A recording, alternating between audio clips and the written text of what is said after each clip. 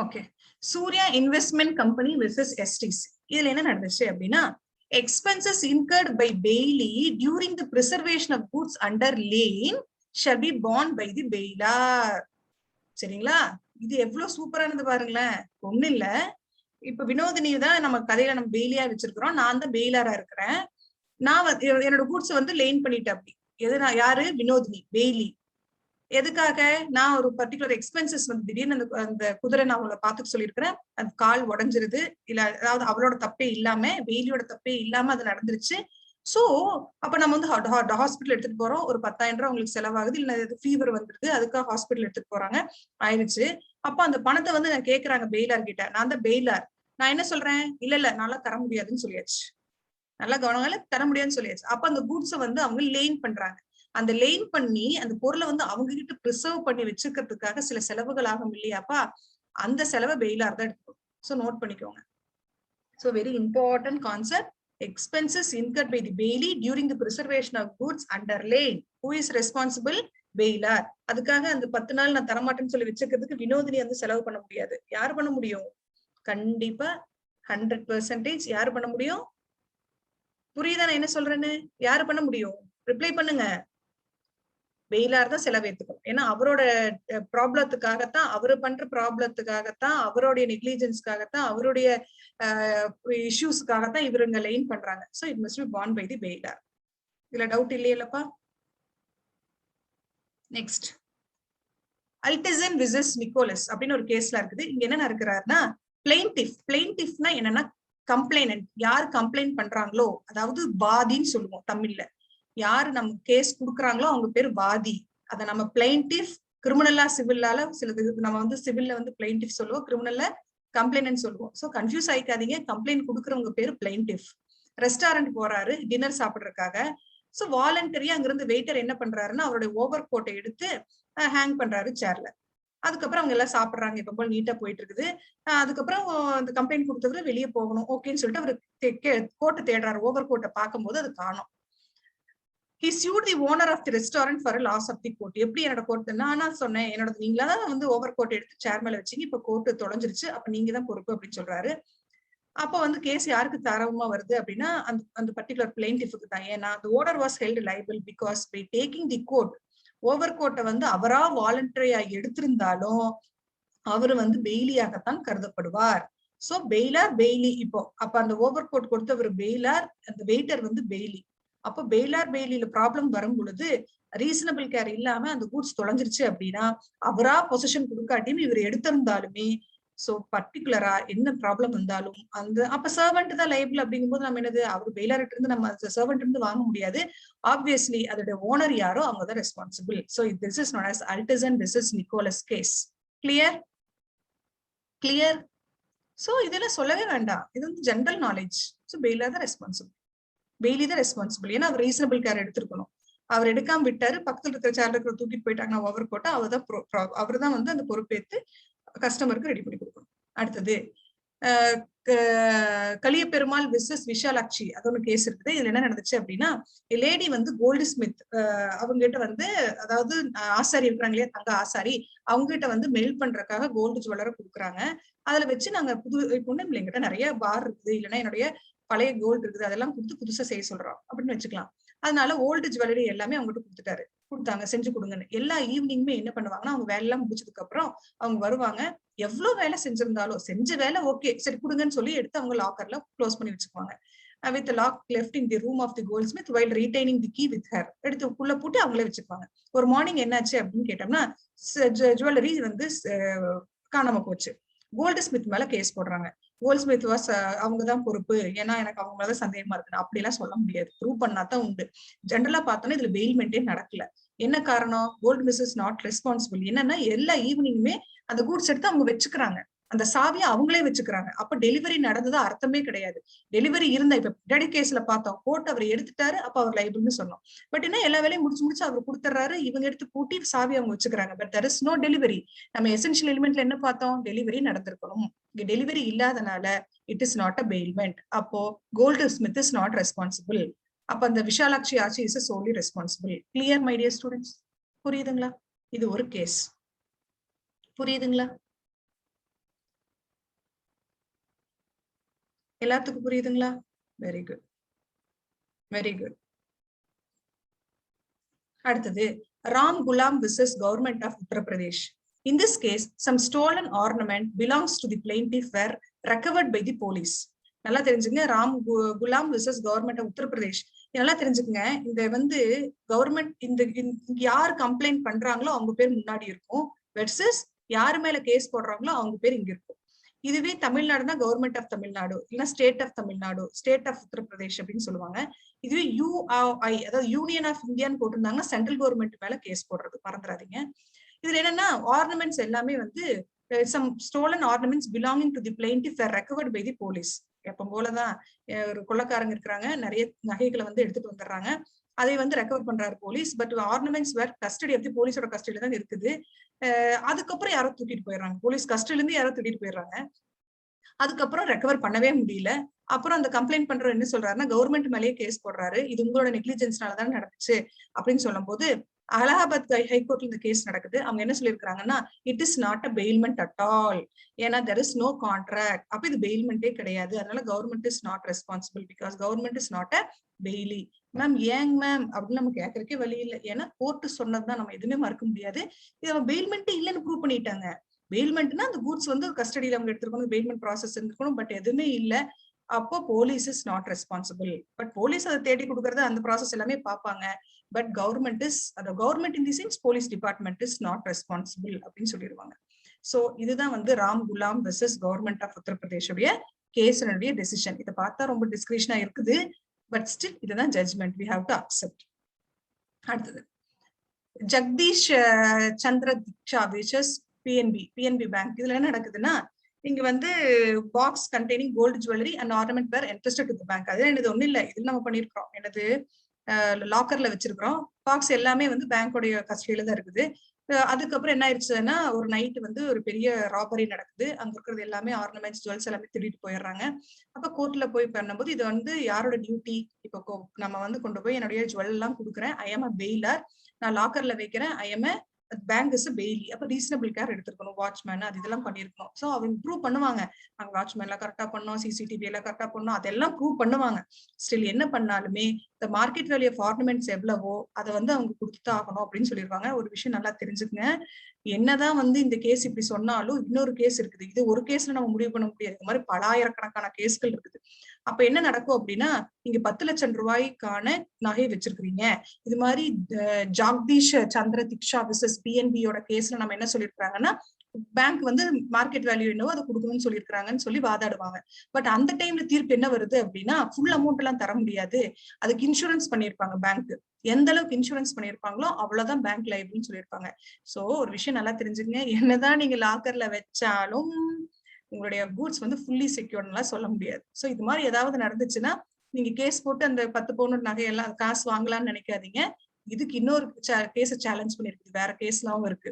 அவங்க என்ன சொல்றாங்கன்னா ஃபுல் அமௌண்ட் எல்லாம் கொடுக்க முடியாது, நாங்களே திவால் ஆயிட்டோம், அதனால நாங்க இன்சூரன்ஸ் எல்லாம் என்னது 10 லட்சம் ரூபாய் நகைக்கு 1.5 லட்சம் ரூபாய் இன்சூரன்ஸ் போட்டு வச்சிருப்பான், அவ்வளவுதான் லைபிள், வேற வழி இல்லை. இதுதான் வந்து நடைமுறை யதார்த்தம், it's a ground reality. Next, காரை வந்து பார்க் பண்றீங்க பார்க்கிங்ல, கார் சாவியை வந்து நீங்களே வச்சுக்கிறீங்க. அப்போ வந்து கார் மிஸ் ஆயிடுச்சு, கார் பூட்டிட்டு சாவியை நீங்களே வைக்கிறீங்க, கார் பார்க்கிங்ல வச்சுட்டு போறீங்க, அப்போ வந்து கார் மிஸ் ஆயிடுச்சு. அப்போ யார் லைபிளா, அதாவது கார் பார்க்கிங் ஓனர் லைபிளா அப்படின்னு கேட்டா ஃபர்ஸ்ட் வந்து பெயில்மெண்டா இல்லையான்னு நம்ம பார்க்கணும். பெயில்மெண்ட்னா கூட்ஸ் டெலிவரி கொடுத்துருக்கணும், இங்க டெலிவரியே கிடையாது, ஏன்னா சாவியை கொடுக்கல, அவரே வச்சுட்டாரு. So there is no bailment. இதுவே கார் பார்க்கிங்ல காரை லாக் பண்ணி சாவியை வந்து கார் பார்க்கிங்லயே கொடுத்துட்டு போயிருக்கிறோம் அப்படின்னா அப்ப ஏதாவது என் கார் மிஸ் ஆயிருந்துச்சுன்னா பார்க்கிங் யாரோ அவங்க தான் responsible, because they are a bailee. Clear? Clear my dear students? can you please reply me? புரியுதா? இது எல்லாமே கேஸ்லா, இப்படிதான் கொஸ்டின் கேட்பாங்க. இது 2 மார்க்ல கேட்கலாம், 5 மார்க்ல கேட்கலாம், 6 மார்க்ல கேட்கலாம், எப்படி வேணாலும் கேட்கலாம். புரியுதுங்களாமா? Next, termination of bailment. Madam எப்ப மேடம் டெர்மினேட் ஆகலாம் பெயில்மெண்ட்? டைம் முடிஞ்சிருச்சு, வேலை பார்த்து போயிட்டே இருக்க வேண்டியதான் இல்லையா? Expiry of fixed period, achievement of object, அந்த பர்டிகுலர் வேலை முடிஞ்சிருச்சு கொடுத்துட்டு போயிட்டோம். எக்ஸ்பைரி ஆஃப் ஃபிக்ஸ்டு பீரியட் நான் வந்து பார்த்தேன், ப்ரீமெச்சூர் டெர்மினேஷன் கிராஜுவேட்ஸ் பண்ணலாம், நான் கிராஜுவேட்ஸ் பண்ண முடியாது, பண்ணாலும் காம்பன்சேஷன் கொடுக்கணும். Inconsistent use of goods. நான் வந்து என்னுடைய குதிரையை வந்து ரைட் பண்றதுக்காக கொடுக்கல, சும்மா ரைடிங் பர்பஸ்க்காக தான் கொடுக்குறேன், பட் ரேஸுக்காக எடுத்துட்டு போயிட்டா. This is inconsistent use. எப்பவுமே அன்அத்தரைஸ்ட் யூஸ் பண்ணக்கூடாது. அன்அத்தரைஸ்ட் யூஸ் பண்ணோம்னா எப்ப வேணாலும் பெயில்மெண்ட்டை டெர்மினேட் பண்ணிக்கலாம். Death of bailor or bailee, இதையும் நம்ம பார்த்தோம், ஞாபகம் இருக்குங்களா? டெத் ஆஃப் பெயிலர் பெய்லி பார்த்தோம், ஞாபகம் இருக்கா? இதுலயே பார்த்தோம்னா இதுவே கிராஜுவேஸ் வித்தவுட் கன்சிடரேஷன் தான் ஆட்டோமேட்டிக்கா அப்பவே பெயில்மெண்ட் கம்ப்ளீட் ஆயிரும். இதுவே நான் கிராஜுவேட்ஸா இருந்துச்சு அப்படின்னா டைம் முடிஞ்சதுக்கு அப்புறம் தான் கம்ப்ளீட் ஆகும். இதை நீங்க அந்த சார்ட்ல பாத்தீங்கன்னா தெரியும். Destruction of goods. இப்ப எக்ஸாம்பிள் குதிரையை நான் கொடுத்துருக்கிறேன் மிஸ்டர் எக்ஸ் கிட்ட. ஒண்ணு நான் பெயிலர் பெய்லி யாராவது இறந்துருந்தா டெர்மினேட் ஆகும், இல்லைன்னா அந்த குட்ஸ் டிஸ்ட்ராய் ஆயிடுச்சுன்னா அந்த குதிரை வந்து அந்த ஹார்ஸ் வந்து இறந்துருச்சு, ஆட்டோமேட்டிக்கா bailment is terminated. Clear? Clear? Reply பண்ணுங்க. நீங்க ரிப்ளை பண்ணீங்கன்னா தான் உங்களுக்கு புரிஞ்சதா இல்லையாங்கிறது எங்களுக்கு தெரியும். Yes, very good. I need all your reply my dear students. Ma'am என் ஃப்ரெண்ட் ரிப்ளை பண்ணாங்க, 4 பேர் ரிப்ளை பண்ணாங்க, நான் அதனால விட்டுட்டேங்கிறது கிடையாது. எவ்வளவு ஸ்டூடெண்ட்ஸ், 60 ஸ்டூடெண்ட்ஸ் இருந்தா 60 பேருமே ரிப்ளை பண்ணணும், அதுதான் என்னுடைய concept. Clear? Next, finder of goods. Finder of குட்ஸ்னா என்ன? என்னோட இது தொலைஞ்சிருச்சு தங்கம், என்னோட ஸ்டட் தொலைஞ்சிருச்சு, நீங்க எடுத்துட்டு வர ரெண்டு கொடுக்குறீங்க. அப்போ உங்களுக்கு எனக்கு என்ன ரிலேஷன்ஷிப் அப்படின்னா பெயிலர் பெய்லி ரிலேஷன்ஷிப். அப்போ நீங்க அதை எடுத்துட்டு வைக்கும் போது நான் அந்த பொருளை வித்தரலாமா மேம், இப்ப என்னோட தோடு உங்க கையில கிடைச்சு நீங்க வித்தரலாமான்னு அப்படிலாம் பண்ண முடியாது. நீங்க வந்து ரீசனபிள் கேர் எடுக்கணும். Because you're a bailor, you're a bailee. அந்த கூட்ஸ் தொலைச்சவங்க தான் பெயிலர். அப்போ அவங்களுக்கு இருக்க ரைட்ஸ் அண்ட் லைபிலிட்டி எல்லாமே உங்களுக்கு அப்ளிகபிள் ஆகும். அப்போ ரீசனபிள் கேர் எடுக்கணும், மிக்ஸ் பண்ணக்கூடாது, அன்அத்தரைஸ்ட் யூஸ் பண்ணக்கூடாது, அது மாதிரி எல்லாமே அப்ளிகபிள் ஆகும். சப்போஸ் அது மாதிரி ஏதாவது நடந்துருச்சு, அன்அத்தரைஸ்ட் யூஸ் பண்ணியாச்சு, மிக்ஸ் பண்ணியாச்சு, அது மாதிரி இருந்துச்சுன்னா காம்பன்சேஷன் கேட்கலாம், லைன் பண்ணலாம். ஸோ இதுக்காக உங்களுக்கு இவங்களை தேடுறதுக்கு எனக்கு இவ்வளவு செலவாச்சு. ஃபார் எக்ஸாம்பிள் என்னோட ஸ்டட்டோட 30,000 ரூபாய் வருது, அது 10,000 ரூபாய் பக்கம் நான் விளம்பரம் பண்ணியே செலவு பண்ணிட்டேன். அது மாதிரி ஏதாவது இருந்துச்சுன்னா அந்த காம்பன்சேஷன் அவங்க தரமாட்டேன்னு சொல்றேன் நான். இல்ல அதெல்லாம் இல்லப்பா, நீ 10,000 ரூபாய் பண்ணதுக்கெல்லாம் தர முடியாது மேம். இல்லைங்க மேம், நீங்க பாருங்க, நீங்க நியூஸ் பேப்பர் அட்வைஸ்மெண்ட் கொடுத்துருக்கேன், அதுக்கான காப்பியும் வச்சிருக்கேன், ப்ளீஸ் மேம் தாங்க, தர முடியாது. அப்போ ஆட்டோமேட்டிக்கா நீங்க லைன் பண்ணலாம், குட்ஸ் லைன் பண்ணலாம். நீங்க காம்பன்சேஷன் கொடுத்தா தான் நான் பண்ணுவேன்னு சொல்லலாம். நல்லா ஞாபகம் வச்சுக்கோ. எக்ஸ்ட்ரானரி எக்ஸ்பென்சஸ் கொடுக்கலன்னா லைன் பண்ணலாம். Very important concept. May sue for specific reward. ரிவார்டுன்னு என்ன? மே சூ ஃபார் ஸ்பெசிபிக் ரிவார்டு. ரிவார்டுன்னு என்ன? ஏதாவது இப்ப எக்ஸாம்பிள் நீங்க எனக்கு நகை கண்டுபிடிச்சு கொடுக்குறீங்க, உங்களுக்கு நான் பணம் தரேன்னு சொல்லலாம். அது தரல அப்படின்னா உங்களை நான் சூ பண்ணலாம். அடுத்தது, when a finder of thing commonly can sell the goods. எப்ப விற்கலாம் அப்படின்னா, சோ ஜென்ரலா விற்கவே கூடாது, அதான் கான்செப்ட். எப்ப விற்கலாம்? அந்த கூட்ஸ் வந்து பெரிஷபிள். நீங்க நினைக்காதீங்க பெரிஷபிள்னாவே அழுகி போகிறது மட்டும்தான் பெரிஷபிள் கிடையாது. ஒரு விஷயம் நல்லா தெரிஞ்சுக்கங்க. பெரிஷபிள்னாவே நம்ம ஆளுகள் நினைப்பீங்க அழுகி போறத பெரிஷபிள், அப்படிலாம் கிடையாது. கமர்ஷியலி பெரிஷபிள் இருக்குது அப்படின்னா அதோட வேல்யூ குறைஞ்சிரும். இன்னைக்கு அதை நம்ம விற்கல அப்படின்னா நாளைக்கு அதோட வேலை 50% குறைஞ்சிரும். ஒரு ஷேரா இருக்கலாம், இது வேணாலும் இருக்கலாம். கமர்ஷியலி பெரிஷபிள் எல்லாமே. அதே மாதிரி நீங்க நான் லாஃபுல் சார்ஜஸ், சும்மா வெறும் வாயில சொல்லக்கூடாது, சட்டப்படியான சார்ஜஸ் 2ல 3, அதாவது 3ல 2 மடங்கு ஆயிடுச்சு. 30,000 ரூபாய் என்னுடைய ஸ்டட் 20,000 ரூபாய்க்கு மேல செலவு பண்ணியும் ட்ரூ ஓனரை கண்டுபிடிக்கல அப்படின்னா அந்த குட்ஸை வித்தரலாம். அப்ப தேர்ட் பர்சனுக்கு அந்த வித்த நல்ல டைட்டில் தான் கிடைக்கும். Clear my dear students? Can you understand? This is the concept of finder of goods. புரியுதுங்களா? ரிப்ளை பண்ணுங்க, பண்ணீங்கன்னா தான் எனக்கு தெரியும். இப்ப நான் என்ன பார்க்க போறேன்னா, இப்ப நீங்க சிஏ புக்ல என்ன இருக்குன்னு பார்க்கலாம். அதுல இருக்கிறதா நேற்று ஃபுல்லா எடுத்து இப்படி பிபிடி போட்டோம். ஏன்னா உங்களுக்கு கொஞ்சம் யூஸ்ஃபுல்லா இருக்கும், கொஞ்சம் நல்லா இருக்கும் அப்படிங்கறதுக்காக கொஞ்சம் டிஃப்ரெண்ட். ஏன்னா எத்தனை டைம் தான் பெயில்மெண்ட் எடுக்கிறது, ஒரு டைம் டிஃப்ரெண்டா இருக்கட்டும்னு நான் போட்டேன். இதே இந்த சிஏ புக்ல என்ன இருக்குது அப்படின்னா, சிஏ புக்ல பாருங்க, சிஏ புக்ல என்ன இருக்குன்னு பாருங்க. நான் எல்லாமே கொடுத்துட்டேன்னு பாத்துக்கங்க. பெயில்மெண்ட்னா என்ன? Bailor which means deliver. So பெயிலர்னா என்ன, பெய்லினா என்ன, essential elements, so delivery, actual delivery, constructive delivery. நம்ம முன்னாடி அதெல்லாம் வந்து சேல் ஆஃப் குட்ஸ்லயே நம்ம பார்த்துருக்கிறோம். அப்படியே குட்ஸை கொடுத்த ஆக்சுவல் டெலிவரி, கஸ்டடியல் மாற்றம் இல்லைன்னா கன்ஸ்ட்ரக்டிவ் டெலிவரி, பர்பஸ் இருக்கணும், பொசஷன், டைம் முடிஞ்சு ரிட்டர்ன் பண்ணணும். ஸோ இது எல்லாமே பார்த்தீங்கன்னா பெயில்மெண்ட் வந்து பார்த்தீங்கன்னா குட்ஸை டெலிவர் பண்றது, ஃப்ரெண்டுக்கு கொடுக்கறது, பக்கத்து வீட்டில் கொடுத்துட்டு போறது, லோன் வாங்குறதுக்காக கொடுக்குறது, இதெல்லாம் வேணாலும் எடுத்துக்கலாம். ரிப்பேர் கொடுக்கறது எப்படி எடுத்துக்கலாம். 2 டைப்ஸ் ஆஃப் பெயில்மெண்ட், கிராஜுவஸ், நான் கிராஜுவஸ். அதுக்கான அர்த்தங்கள், டியூட்டிஸ் ஆஃப் தி பெயிலர் நீட்டா இன்டெப்தா நான் சொன்னது எல்லாமே இங்க கொடுத்துருப்பாங்க, பார்த்துக்கோங்க. அதே மாதிரி duties of bailee, reasonable care, அதை இன்கன்சிஸ்டன்ட் யூஸ் பண்ணக்கூடாது, மிக்ஸ் பண்ணக்கூடாது, ரிட்டர்ன் பண்ணணும், அக்ரீஷன் இருந்தா கொடுத்துடணும், அட்வர்ஸ் ஸ்டேட்ல இருக்கக்கூடாது. ரைட்ஸ் ஆஃப் பெயிலர் என்ன? டெர்மினேட், எப்ப வேணாலும் டெர்மினேட் பண்ணிக்கலாம். Right to demand the goods at any time, file பண்ணலாம், ராங் டூயர் மேல காம்பன்சேஷன் கேட்கலாம். இத பெயிலர். பெயிலியோட ரைட்ஸ் என்ன? Right to deliver the goods to any one of the joint bailor. So இதுவும் தெரிஞ்சுக்கோங்க. ரைட்ஸ் என்னன்னா 4 பேர் சேர்ந்து 3 பேர் இருக்கிறீங்க, ஏபிசி 3 பேர் ஜாயிண்ட் ஓனர்னா யாரோ ஒருத்தருக்கு கொடுத்தாலே போதும், அவங்களோட ரைட்ஸ் இருக்கு. இல்லையே எங்கிட்ட கேட்காம கொடுத்தீங்கன்னா சொல்ல முடியாது. பெயிலி வந்து யாரோ ஒரு ஜாயிண்ட் பெயிலருக்கு கொடுக்கலாம், அவங்களுக்கு ரைட்ஸ் இருக்கு. இன்டிமினிட்டி பார்த்துட்டோம், காம்பன்சேட். கூட்ஸ் ஏதாவது அட்வர்ஸ் ரேட் இருக்க கூடாது, காம்பன்சேஷன் வாங்கிக்கலாம், நெசசரி எக்ஸ்பென்சஸ் வாங்கிக்கலாம். சோ இது எல்லாமே லைன் பண்ணலாம், இது எல்லாமே நம்ம சொல்லியாச்சு. Right of bail or bailee against wrongdoers. தப்பு ஏதாவது நடந்துச்சுன்னா யாரு வேணாலும் பண்ணலாம். Termination of bailment. So notice கொடுத்து டெத் ஆயிட்டாங்க, சப்ஜெக்ட் மேட்டர் எப்ப வேணாலும் பண்ணிக்கலாம். Finder of goods. இதை பத்தி நம்ம நிறைய இன்டெப்தா பார்த்துட்டோம், எப்ப விற்கலாங்கிறது எல்லாமே. சோ பர்டிகுலர் லைனுக்கும் ஜென்ரல் லைனுக்கும் என்ன டிஃபரன்ஸ்? 10 குதிரை உங்களுக்கு நான் அடமான வைக்கிறேன், அதுல வந்து ஒரு குதிரைக்கு ப்ராப்ளம் வருது, நீங்க பணம் கொடுக்க மாட்டேங்கிறீங்க, எல்லா குதிரையுமே நான் தரமாட்டேன்னு சொல்றேன், தட் இஸ் ஜென்ரல் லைன். அந்த ஒரு குதிரையை மட்டும் நான் ஹோல்டு பண்றேன், that is known as particular line.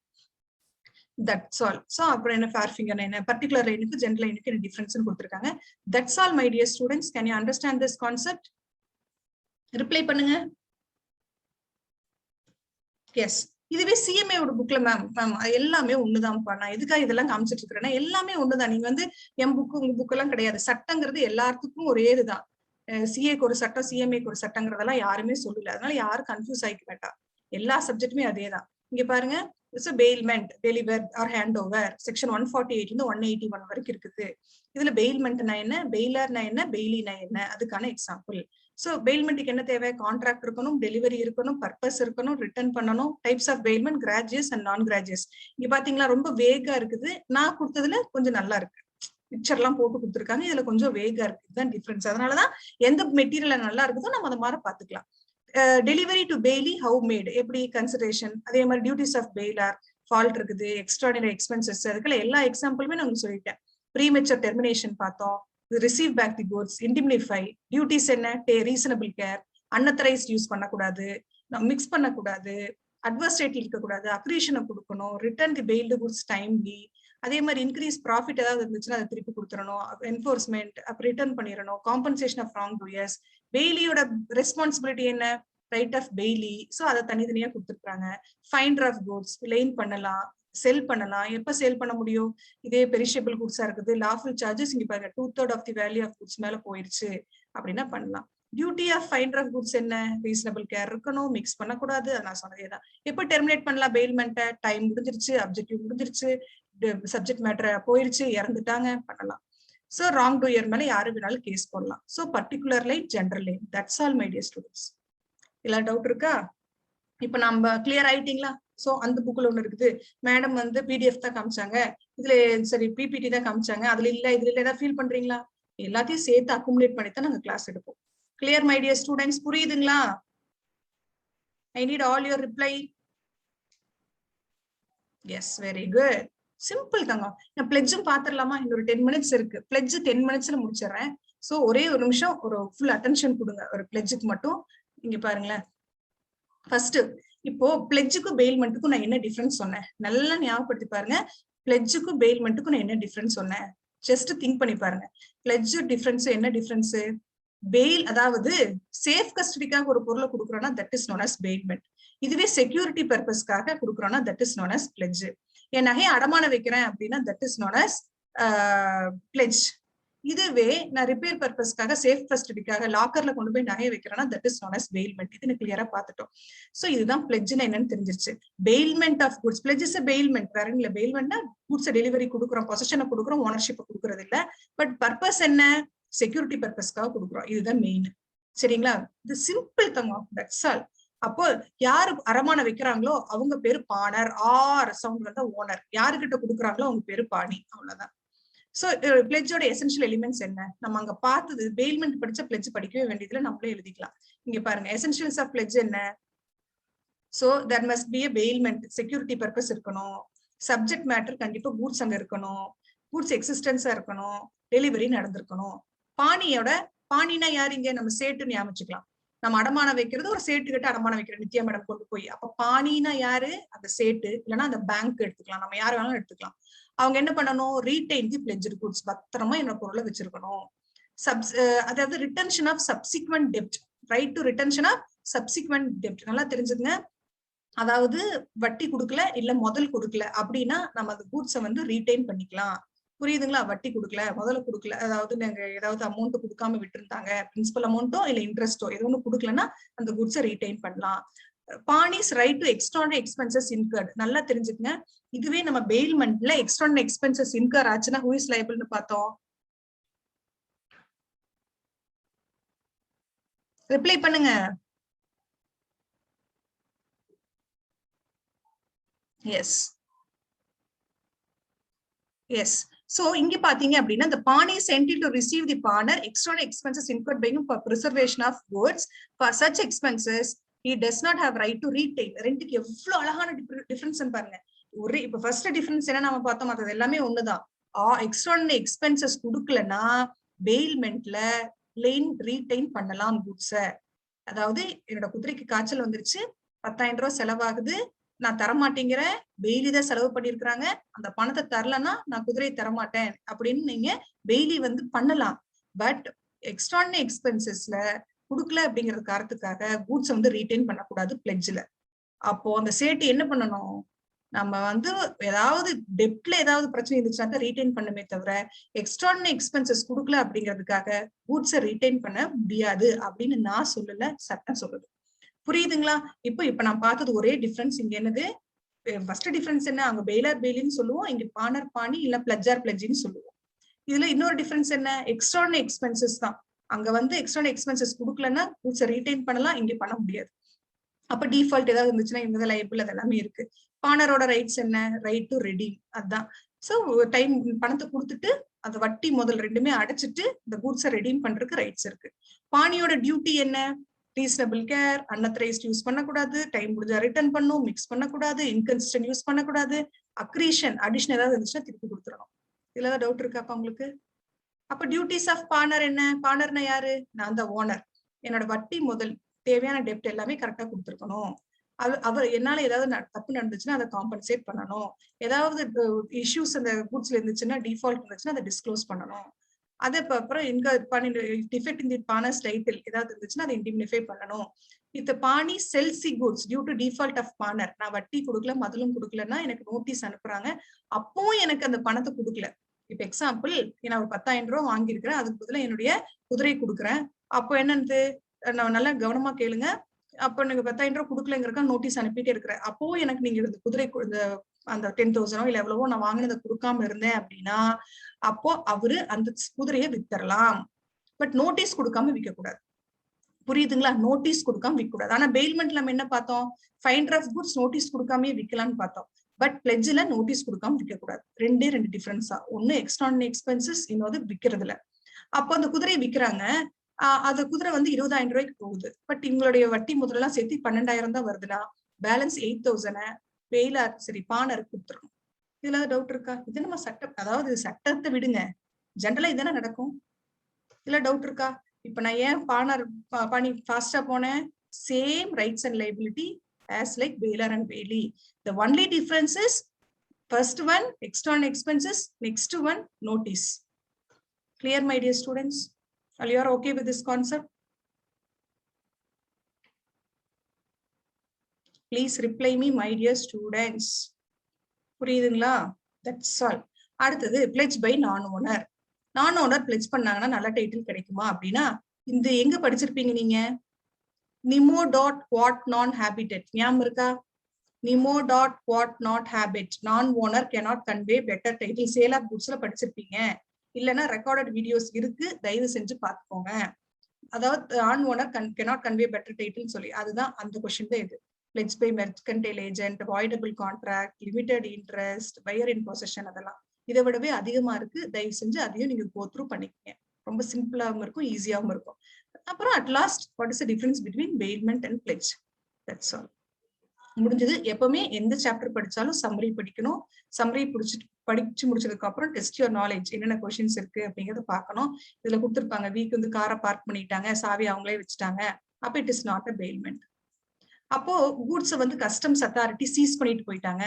Customs authority உங்களுடைய வந்தாங்க, உங்களுடைய ஃபைல்ஸ் உங்களுடைய கூட்ஸ் எல்லாமே சீஸ் பண்ணிட்டு போயிட்டாங்க. It is a bailment. ஆனா எஸ், ஏன்னா கூட்ஸ் வந்து அவங்ககிட்ட டெலிவர் ஆயிருக்குது. அப்போ அவங்க சைன் எல்லாமே பண்ணி எடுத்துட்டு போயிருப்பாங்க. ஸோ அவங்க வந்து அது பத்திரமா வச்சிருக்கணும். ஸோ அதே மாதிரி நிறைய 500 rupees கொடுத்துட்டு போனா இது கிராஜுவேட்ஸா நான் கிராஜுவேட்ஸா, அதே மாதிரி ஜுவல்லரி எக்ஸாம்பிள் லாக்கர்ல சேஃப் கார்ட் பண்ணி வச்சிருக்கீங்க இதுக்கு என்ன, அதே மாதிரி umbrella M during rainy season to be used for 2 days during the examination, M keeps umbrella for a week.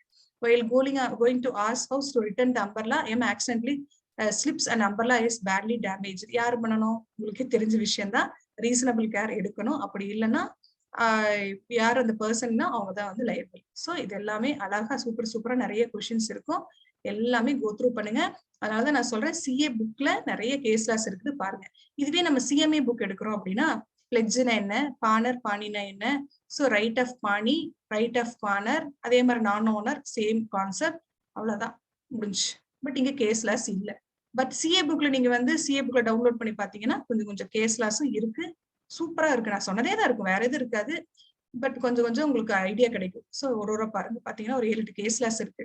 So please அதெல்லாமே மெமரைஸ் பண்ணிக்கோங்க, என்னன்னு தெரிஞ்சுக்கோங்க. Clear my dear students? Are you okay with this concept? இன்னைக்கு evening test எழுதிடலாமா? Reply பண்ணுங்க. 4 o'clock test எழுதிடலாமா? இப்ப tiffin சாப்பிட்டு படிக்கிறதுக்கு ஆரம்பிச்சிடும். Don't waste your time.